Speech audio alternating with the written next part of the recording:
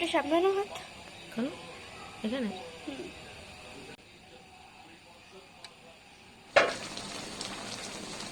দিয়ে ভাজা আলু।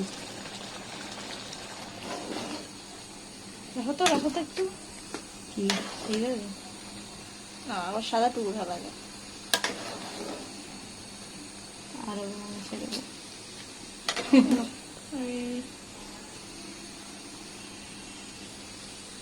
ওই সময়টা বেশি সুন্দর লাগছিল। সুন্দর রুটিগুলো ফুলছে, ওয়াও পুরো ফুটবলের মতো। এই যে হটপটে রেখে দিয়েছে। আসসালামু আলাইকুম, তাহিরাস কুকিং অ্যান্ড ব্লগ থেকে সবাইকে ওয়েলকাম জানাচ্ছি আমার আরও একটা নতুন ভিডিও দেখার জন্য। আশা করি যে যেখান থেকে দেখছেন অনেক অনেক ভালো আছেন, সুস্থ আছেন। আমিও আলহামদুলিল্লাহ খুব ভালো আছি। আজকের ভিডিওতে থাকছে সকাল থেকে রাত পর্যন্ত কি করলাম আর আমার মেয়ের জন্মদিন উপলক্ষে কি রান্না করেছি সব কিছুই শেয়ার করছি আজকের ভিডিওতে। আশা করি সবার কাছেই খুব ভালো লাগবে। শীতের সকালবেলায় প্রথমেই আমি ঘুম থেকে উঠে বানিয়েছি মেরা পিঠা, আর এই মেরা পিঠা খেতে কিন্তু অনেক বেশি ভালো লাগে। শীতকালে সকালবেলায় এই পিঠাগুলো দারুণ খেতে। এটা দুই ধরনের করা যায়, একটা হচ্ছে গুড় দিয়ে, আরেকটা হচ্ছে এমনি সাদা। ওটা শুধু চালের গুঁড়া আর লবণ দিয়ে আটাটা সেদ্ধ করে বানাতে হয়, ওটা মাংস অথবা খেজুরের ঝোলা গুড়ে খেতে দারুণ লাগে।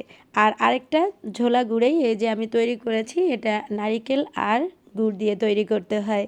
আর আপনারা তো জানেন আপনাদের ভাইয়া সকাল এবং রাত্রে রুটি খায়, তার জন্য আবার তৈরি করেছি রুটি আর হচ্ছে লাউ দিয়ে চিংড়ি মাছের তরকারি, ওটা দিয়েই খাবে। তো সকালে খাওয়া দাওয়ার পরে তারপরে হচ্ছে যখন বেলকুনিতে একটু রোদ এসেছে তখন আবার রোদ্রে দিয়েছিলাম। হচ্ছে গতকাল আপনাদের ভাইয়া এনেছে অনেক প্রকার ডাল, সাথে এনেছে আবার আটা, তারপরে হচ্ছে সরিষা, হলুদ। তো এগুলো আসলে রোদ্রে একটু শুকিয়ে রাখলে কিন্তু অনেক দিন পোকা ধরে না। ডাল তো অনেক প্রকার এনেছে, তো এগুলো খেতে কিন্তু একটু সময় লাগে, যার কারণে আমি রোদ্রে শুকিয়ে রাখি। তো এখানে হচ্ছে ছোলার ডাল।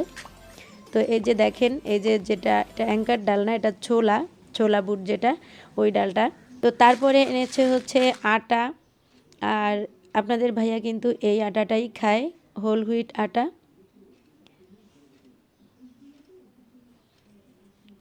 এনেছে মসুর ডাল, তারপরে হচ্ছে অ্যাঙ্কার ডাল। আমার হচ্ছে মুগ ডালটাই ঘরে ছিল, তো আমি বলেছিলাম যে অ্যাঙ্কার আর ছোলার ডাল আর মসুর ডালটা আনার জন্য, তো এনেছে যে আমি রোদ্রে দিয়ে রাখবো। তো মসুর ডালটা কিন্তু এখানে 5 কেজি আছে, আর হচ্ছে এখানে 1 কেজি সরিষা, আর এই যে 1 কেজি হলুদটা আমি ভাঙিয়ে রাখি। গুঁড়া মশলাটা কিন্তু আমি সবসময় ভাঙিয়েই খাই, এটা আপনারা সবাই জানেন। আমি কিন্তু ওই প্যাকেট কোনো মশলা কিনে খাই না, সব মশলাই মানে নিজে হচ্ছে প্রসেস করে তারপরে সুন্দরভাবে রোদ্রে দেই, ধুয়ে টুয়ে তারপরে হচ্ছে ভাঙাই। যা হোক, এখানে হচ্ছে চিকেন বিরিয়ানি রান্না হবে, আর এটা হচ্ছে স্পেশাল আমার ছোট মেয়ের জন্মদিন উপলক্ষে। আসলে জন্মদিনটা চলে গিয়েছে 1 তারিখ, তো আমরা ওভাবে কিন্তু জন্মদিনটা পালন করি না, জাস্ট মেয়েকে খুশি করার জন্য একদিন একটু ভালো মন্দ রান্না করে খাওয়ানো হয়, এই আর কি। যাতে করে মন খারাপ না হয়, সবাই আশেপাশে করে তো এই আর কি, ছোট মানুষ। আসলে জন্মদিন করা তো একদমই ঠিক না, তো আমরাও করি না, জাস্ট ওকে একটু খুশি করছিলাম। তো ওই মাংসটা ভালোভাবে ভেজে তারপরে হচ্ছে আমি এই যে রান্নাটা করে নিয়েছি সমস্ত মশলা টশলা দিয়ে, বিরিয়ানি মশলা। যা হোক, এটা হয়ে গেছে। এবার আমি হচ্ছে চুলাতে একটি পাতিল বসিয়ে দিয়েছি, এবার দিয়ে দিয়েছি পর্যাপ্ত পরিমাণে তেল, তারপরে দিব হচ্ছে পেঁয়াজ কুচি।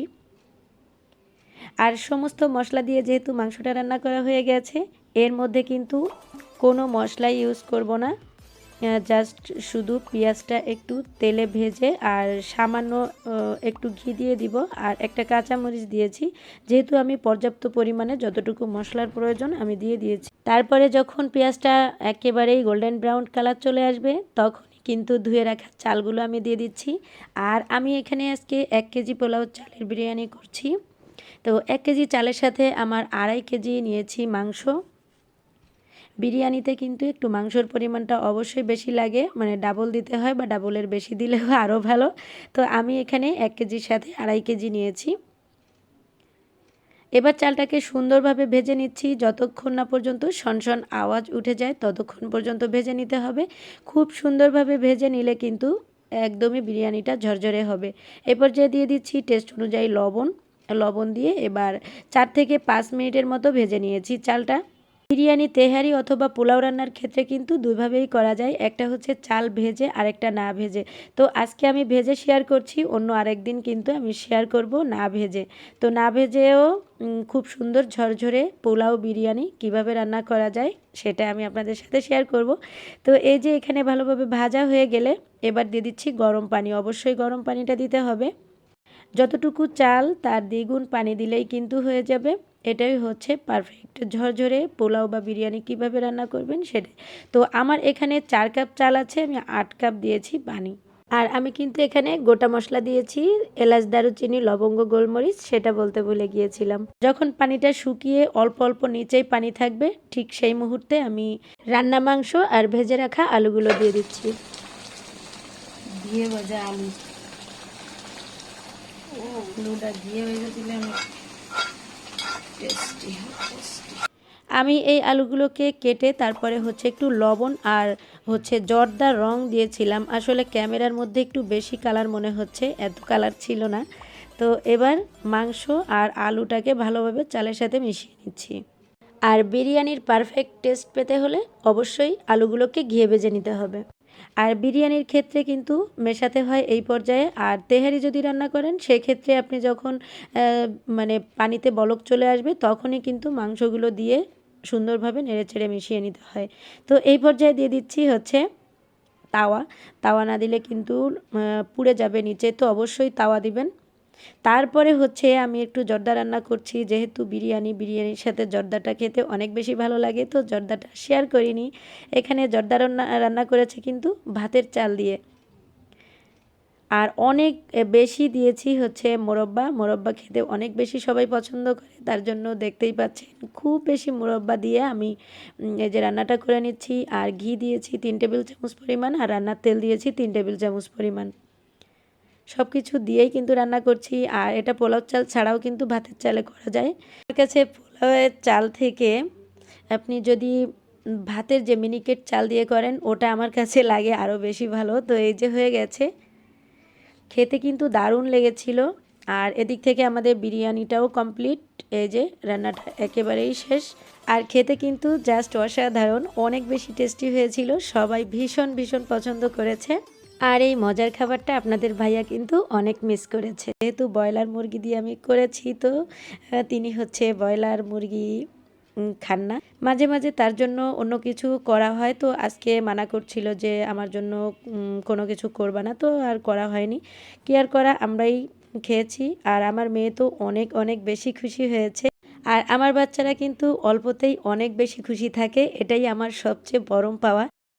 আর এদিক থেকে হচ্ছে আমার জামাই বাবা হঠাৎ করে জ্বর এসেছে, তো সন্ধ্যার পরে তাকে দেখতে যাওয়ার জন্য নিয়েছি ফল ফ্রুট। তো যেহেতু জ্বরের মধ্যে কিন্তু পেয়ারা, আনারস, মালটা এগুলোই কিন্তু বেশি মানে মুখে একটু রুচি আসে, এই আর কি।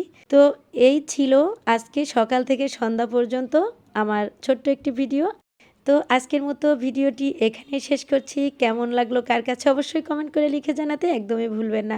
ভালো লাগলে অবশ্যই আমার চ্যানেলটি সাবস্ক্রাইব করে নিয়মিত আমার পাশেই থাকবেন।